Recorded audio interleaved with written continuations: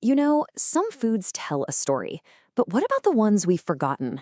I think their stories can be even more powerful. They don't just tell us what people ate, but who they were, and maybe what they were desperate to forget. So let's dig in. And that's really the big question for us today. We're going to dive into this idea by looking at one specific place, the gorgeous, sun drenched region of Puglia down in southern Italy. You'll see how just a few super humble ingredients can tell you the entire history of a people.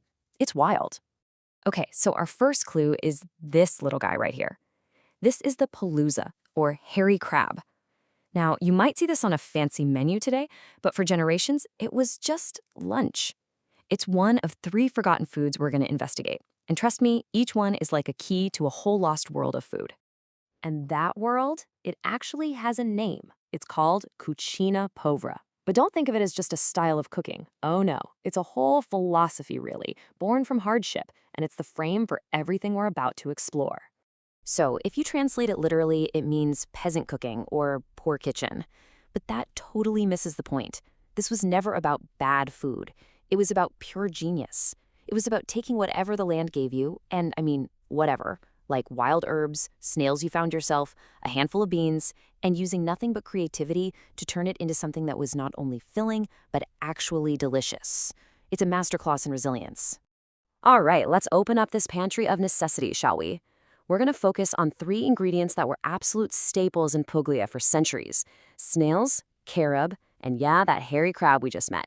First up, we've got snails, or lumache, as they call them. And listen, these were not the fancy farmed delicacies you might be thinking of. This was a hunt. After the spring rains hit, whole families would go out into the fields and olive groves at the crack of dawn to gather them by hand. It was this ritual, a free source of protein that would usually end up in this big, rich communal stew, kind of like what you're seeing right here. But free definitely did not mean easy. Just look at the work that went into this. Getting snails ready to eat was a process that took days. First, they had to be purged, basically starved for a while to clean out their systems. Sometimes people would then feed them herbs like thyme to make them taste better, and then they had to be washed like crazy. The amount of time and patience this took, it's almost impossible to imagine in our world of instant everything. All right, next up, carob. Think about it. When sugar and chocolate were total luxuries, way too expensive for most people, carob was the answer. The tree grows really well in Puglia's dry climate, and it makes these dark, naturally sweet pods. People would grind them into flour for cakes, boil them down into a syrup that was kind of like honey, and even roast them to make a sort of caffeine-free coffee. It was the ultimate multitasker in the kitchen. And here we are, back to our friend the hairy crab. For the folks living on the coast, this was nothing special. It was just another part of the day's catch, usually just boiled up and eaten with your hands. Not fancy at all. But here's the thing. The meat is unbelievably sweet and has this super intense flavor, which is exactly why today's top chefs are falling in love with it all over again, turning it into these amazing high-end pasta dishes. So this brings us to the big mystery, right?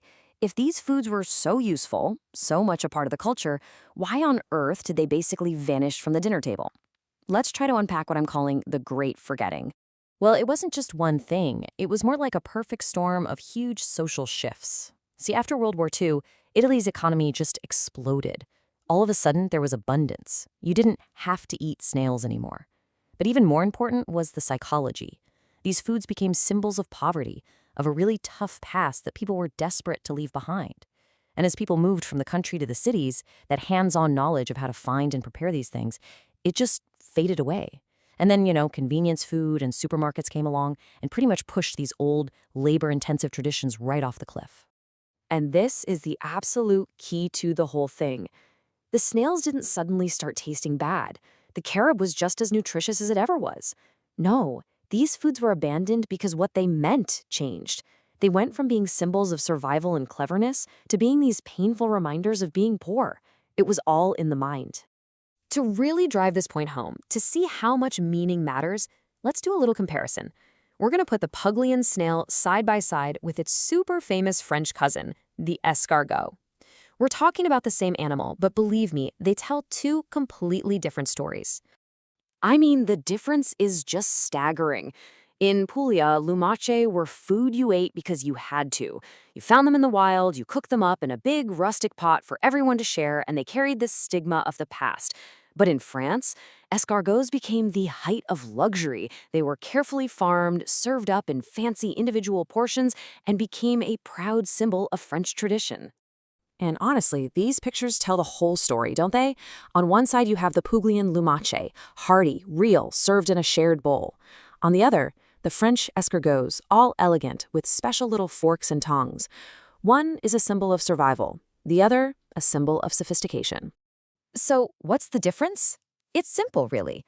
France took its peasant food and rebranded it as cultural heritage. Puglia, on the other hand, tried to forget it. French fine dining took these humble things and said, no, this is tradition.